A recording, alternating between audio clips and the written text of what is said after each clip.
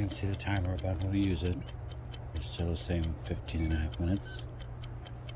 That's all it will take. Not quite keeping my train of thought. The ticking noise is a kitchen timer. My phone is sitting on top of it, so it makes it rotate while I'm on it so you can see the trees and the clouds. Places can help you relax.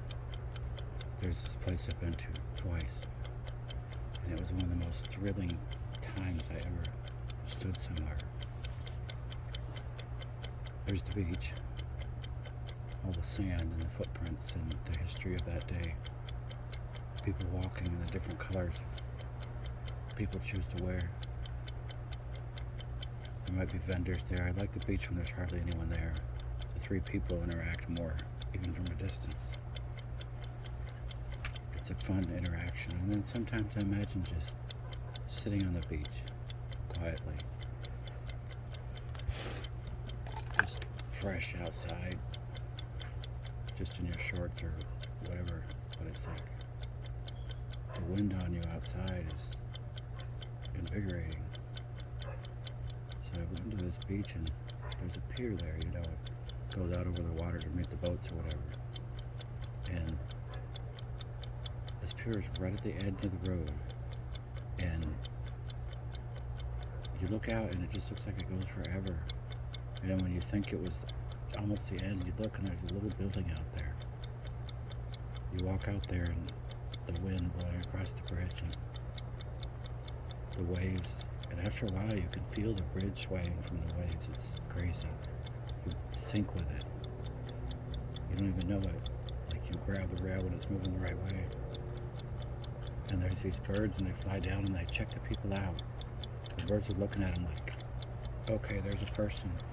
But when you go farther out, there's these birds, and if you stand by the railing with the wind blowing and the rain, the birds stop and they look and they just stare at you like, this one's like us. He's not afraid of the wind. But like everyone else is running back in and hiding.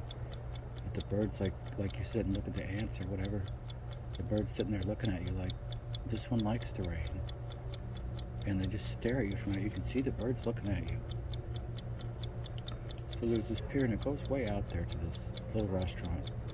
And I ate there before. It was really good. Just, maybe I'm from Arizona and I've never had seafood, but this was to die for. They're so nice. You eat that and you look and there's still like the pier goes way out. And you can still feel the waves shaking it. It's like this very slow wave, slower than the regular waves. The whole dock is shaking. And at first it makes you nauseous, you're not used to it, but then when you like dive into it, you just let your brain float with it, it's not so bad. It's like being on a swing, you lean certain ways. You almost do that with the railing, it's crazy. And after a while, like I tried standing without the railing, I almost fell over. And then I stood there and I felt like, we used to have these things called merry-go-rounds. Some people haven't seen them. Look it up. It's a big thing that has handlebars on it and like 6 kids can stand on it and it spins around like a record player. And you get swung out. Well, if you stand in the middle, the forces are like almost there. So if you stand perfectly still, you don't go anywhere, but like as soon as you lean, you like go flying that way. But like if you balance it, you can actually stand in there and not fall over. So when I first got out to the pier, there was no one out there. And at first I started getting nauseous when I tried to walk in the middle like the merry-go-round. And that was almost kind of fun in a way. But then I like felt like my body like synced with the waves in the bridge. And it like stood still. And so I went way out on the end and I stood by one of the rails, almost on the end of it. It goes out after the restaurant and then goes further, and then it goes further in 2 directions like a big capital Y, so it's like a chevron with the line, so, and you like, kind of like 3 lines connected in the middle. And then one of those edges goes way out, and I stood there and just felt the wind and the waves, and there was a fog coming in, and I'm from Arizona, so California was crazy to my mind. And I stood there, and at first I was scared shitless, and then I realized this is invigorating, like being part of the wind, and I'm standing out there, and this bird comes fluffing down. There's no reason he should stand on the railing. He should stand underneath it or look for food. He stopped on that railing to watch me. He's like, let's see what this one does. It came all the way out here. There's not even any birds out here. And very few birds were landing on it, but he like swooped down right where I was at. I mean, he could have landed anywhere. That's not an accident. So he's like looking at the neighboring mammal or bird or whatever, the other living being. I imagine just sitting out there, wiggling my legs off of it. I wanted to do that so bad after the fear. All the fear of the waves and stuff went away, and I don't even swim that good. But it's like invigorating. I want to just sit there and wiggle my legs off the side. You look down, like you gotta lean out a little to see down. And it goes way down. Like, if you look, even though there's waves, you can still tell the dock is moving. You can see it. Like, you're going back and forth. Like if you were over a lake on a swing, you'd know you were swinging. You can see it. It's nuts. And then you look up, and as you look back, there's that restaurant way back there. But since the bridge kind of split off two ways, the dock split off to the right and left, you can actually look back and see that restaurant from the outside. So like you're looking as though you're not on the dock. So life has a lot of cool shit like that. You gotta have a look at it a different way to get it, or to get another view of it, but this place was just so invigorating. Like the wind and the animals, and I couldn't see them, but there was dolphins out there. I think I saw one. Didn't see any whales.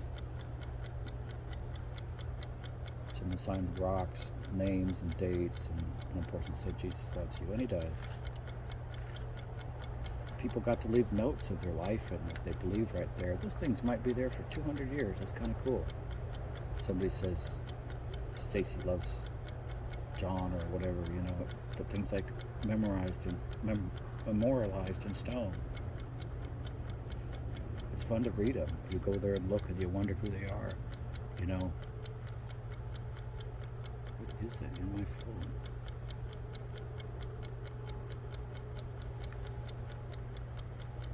Oh, I got these little tiny red things under my screen protector, like one of them. And you can't hardly see it because it's so small, but like when you're staring at it, like if you're using it for a selfie video, it like jumps out. But this place, Ocean Beach Pier, I think, and there's a restaurant on there. I forgot what it's called. You can look it up for a visual. It helps. It's a real place. And it just, I don't know, there's little places in life like standing on a volcano. That was kind of like that. But because it was that way, I found it calming. And you could look back, and then there's still the beach. You look back, and it's like this thinner white line, like I thought it was like 4 times that big. And you can see little people, because you don't normally look at people that way. You might not realize this, but like normally you look at people at a certain angle of height, looking kind of down at their feet or whatever. But on the beach from a distance, even though you can see the people, you're looking at them from completely sideways. There's less like vertical depth to it. So like big and small or tall and short or whatever it's just a different angle. Whatever it does is a different angle, and it looks funny there. It's like a dollhouse. You see the little people walking up and down the beach, and the cars going behind them. I went out there once and I flew a kite. I flew a kite, and this lady was out there with her kids. All seemed really nice. This was like 20 years ago, but she was cute as fuck. But she walked by, waved, the kids waved, and they said, "What are you doing?" And I said, "I'm flying a kite." I said, "You've flown a kite before?" And he's like, I think he said no. And I just couldn't imagine no one was out there flying a kite on the beach, or they lived there, they wouldn't have done that. And they're like, Mom, can I fly a kite? And she's like, yeah, sure. And we kind of looked up at the kite like it was fun. She wanted to do it too, kind of. And so I said, here, you can fly this one. They're like, why do you have two? I said, for you. So like, when I go fly my kite, I usually bring a spare. So like, if someone walks up and says, oh, I wish I had one, they actually do. So like, I gave them that one and they flew it up there, but they wanted to fly mine because it was 2 kites in a row. You let one kite up 100 feet or whatever, and then you pull the string through to the next one and tie it on the next kite string. So the second kite down has a little hole through it, but they fly. But the wind on the top and the bottom isn't the same, so it's hard to fly. But I was doing that, and so they wanted to try mine. It's like a really narrow biplane, kind of.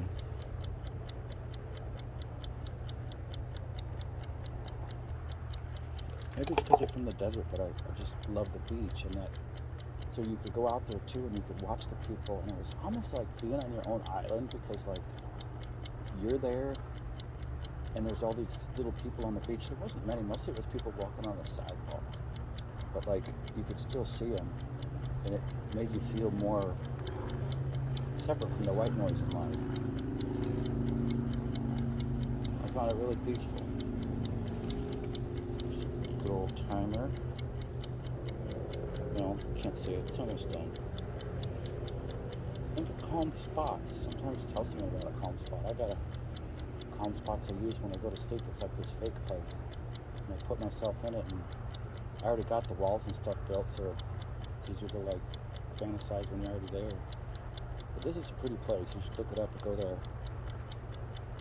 A little restaurant's great. And just sit out at the end and just feel the wind and the waves.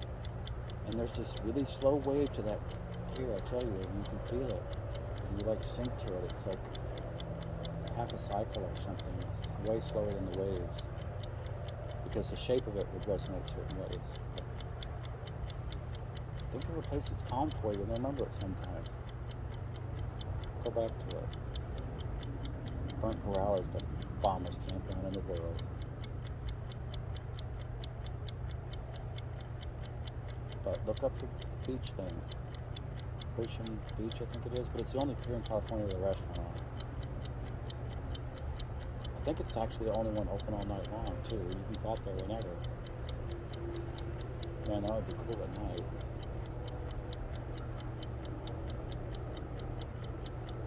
I didn't swim that good, but it's just a thrill of sitting there. It's like enticing. I don't think I sat down when I was out there. There was a lot of wind, but I wish I did. But it was just invigorating. If you faced it at the right angle, it was like you didn't have anything, like you were on a boat or something. Like you didn't see the pier behind you. And that was really cool, because you were like on the edge of it looking back at the rest of it. There's this big old building there that I think was like a house or a hotel or something, but it kind of looks vacant, like it might be lived in randomly. But one side of the beach has these big black stones where I was saying earlier they engrave them, put their name in them and stuff. It's a whole story. And it's just a really cool place. You should check it out. I'm losing my train of thought. But have a calm thought in your pocket you can pull out when you need it. Sometimes I tell people about mine because they help me, but kind of need to, you can imagine you add something to it or whatever. Peaceful thoughts, people. Life is like lemonade, I like to say. It's all in how you mix it. Get a tea bag, your regular tea bag. Put it in water in the fridge, not hot or cold. Shake it a little and let it sit for a couple of hours, at least 2 hours. The fact that you never heated it up makes a different type of tea. Even if you cool it down after, just made and cold. Oh, so good. Any kind of tea bag that you like will work. Probably 2 in a gallon or 1 maybe. And then you use a different flavor when it's half empty. And you get a whole nother flavor. I never empty my tea all the way before I add another one. I dump it out once in a while, but there'll be 6 flavors going through it. So it makes these shades of flavors that you can taste and you never end up getting again. Timer's up, Bubs. But Toodles. Everyone have a good night. Appreciate interesting things about people. Don't resent them. God made us different so we can enjoy each other. Toodles. Peace.